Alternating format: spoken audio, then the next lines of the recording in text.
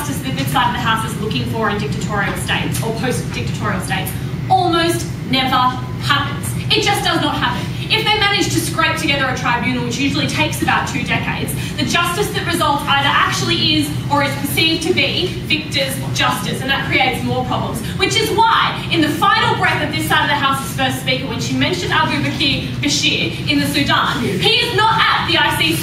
He is still in the countryside of Sudan, fomenting rebellion and fomenting murder and encouraging more economic and political instability. This side of the House, helpfully for them, ignored the reality of victor's traditional justice. My substantive material will be talking more about that traditional justice and its insufficiency, and also how this does represent and redress victims' interests. But turning to my rebuttal, does this provide sufficient incentive for a dictator to leave? We would say yes. It operates, we would generally imagine, when their power is waning. And the first speaker of this side of the House helpfully ignored our model when rebutting this. Her only response was, their fear of the people and their fear of their opposition won't be sufficient to catalyse them to leave because they'll still be afraid of them once they've left. That is absurd. We rely on the capacity of the rest of the world to keep one person in some large house somewhere and keep them safe. We're happy to say that we won't allow them any financial transactions. We won't allow them any travel or any capacity to go outside of that house or its grounds or its immediate surrounds. We think that is going to be relatively easy. Their only example as to why people would still be afraid was from the 1850s, and it was Napoleon. The reason he came back, if we must talk about this old example, is because they stupidly gave him an army on Elba, and then when they reckoned they exiled him again, they sent him to St. Helena without an army where he stayed, guys. What an absurd example. So, like, our answer to that is we just won't let them come back. We'll keep them safe. And that safety, given that they're kleptocrats, as Tim said, given that they're just looking to feather their own beds, as Tim said, and she ignored, we're happy for them to just stay there, right? Also, they're highly paranoid people, so we think they'll probably like the idea of getting out of it without having to face the tribunal. No, thank you. Secondly, will this incentivise people to be bad? We don't think dictators are bad, do really bad stuff, because then they can get off from doing the bad stuff at the end. That strikes us as illogical. They do it because they want to create a cult of personality, because they're highly narcissistic, because they're kind of maniacal, because they happen to be very powerful in a very poor country and they have the capacity to do all of this. That is not why people do bad things. But more to the point, does your side of the House disincentivize them? I would venture that there is not a single dictator or quasi-dictator in the world today who has been disincentivized from doing something because of the fear of international legal reprisals. The ICC has only ever written 7 indictments, right? And they haven't even captured those 7 indictments. One of them died because before they could scrape together a tribunal, right? So you don't disincentivize it. More to the point, we don't incentivize it because it's not. That's not how it works. Also, we told you, they don't have to reach some kind of ceiling of badness before we offer this to them. Like, they don't have to kill another 100,000 people. We're happy, as Tim said in the point of information response, we're happy to extend it to less bad people in the knowledge that perhaps they will do bad things in the future, and we want to avoid them, which this side of the House isn't.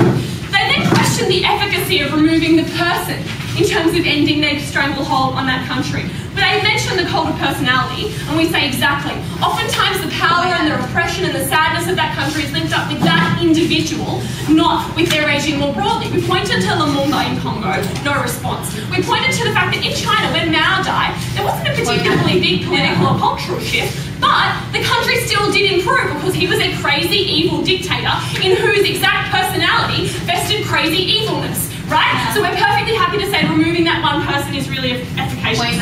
No, take a seat. So onto my substantive material. Why traditional justice is hugely insufficient. Sometimes we admit it might work. We can eke out a result that might be able to be called a good result. But that is vanishingly rare. Even then, it is often tainted by various accusations of bias, perceptions of bias, and procedural difficulties, like getting evidence and getting people to talk willingly. I'll take just one moment in closing. But more to the point, it's often perceived to be victor's justice. Like in Iraq, where there was a sham trial and they summarily hung Saddam. He probably should have been hung, but now his supporters who are still in Iraq are very angry about that because they don't see justice having been done. Yes? How can you say the International Criminal Court has been redundant and does not operate as a disincentive, but then tell us fear of prosecution is one of the reasons why people don't step down? Because, like, dictators aren't the most rational of people, right? So fear of prosecution as a broad spectre is something that we think does, like, worry them, right? But in actual practice, the ICC is pretty toothless. Also, Nicole, had you listened to Tim's speech, we gave lots of things that they're frightened about. Fear of prosecution, yes. Their people, also, yes. Opposition, also, yes. So we think he's a grab bag of things that keeps them fighting, not just fear of prosecution. We're perfectly happy to say that is not attention in our case. No, take a seat. So we also think that it is perceived to be victor's justice. Also, it is so slow, Mr. Chair. In Yugoslavia, the women who were raped and their children who were murdered, many of them were 20 to 25 years older than when it had happened, when finally Slobodan Milosevic came before the ICC. But he then unhelpfully died of a heart attack because he was so old by that stage. That's the kind of justice this side of the House barely ever sees, and when we do, they have to defend it. Also, no thank you. There is a complete dearth of institutions to do this. The only one, no thank you, that can really do it is the ICC. I've talked about that a little bit, but let's go into it in more detail. It's seen as a Western European puppet, and it is basically run by Western Europe, so that's a perfectly reasonable perception.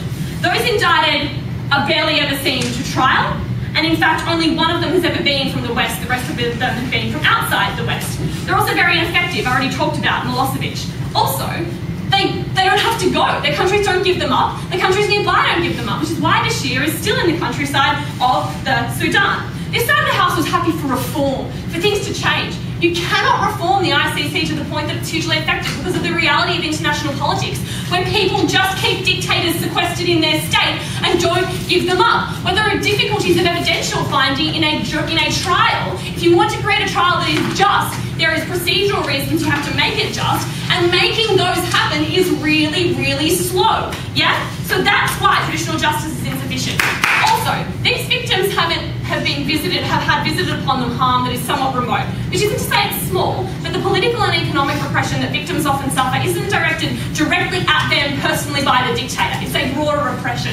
So the better way to address that is to create political and economic freedom, which is better created by our side of the House when their country isn't either further repressed, or they have a civil war to get rid of that dictator, or the supporters of that dictator feel aggrieved and foment civil war into the future. They have to defend justice, which barely ever happens. We're happy for one guy who holds power to live the rest of his life in relative comfort if it creates benefit for millions.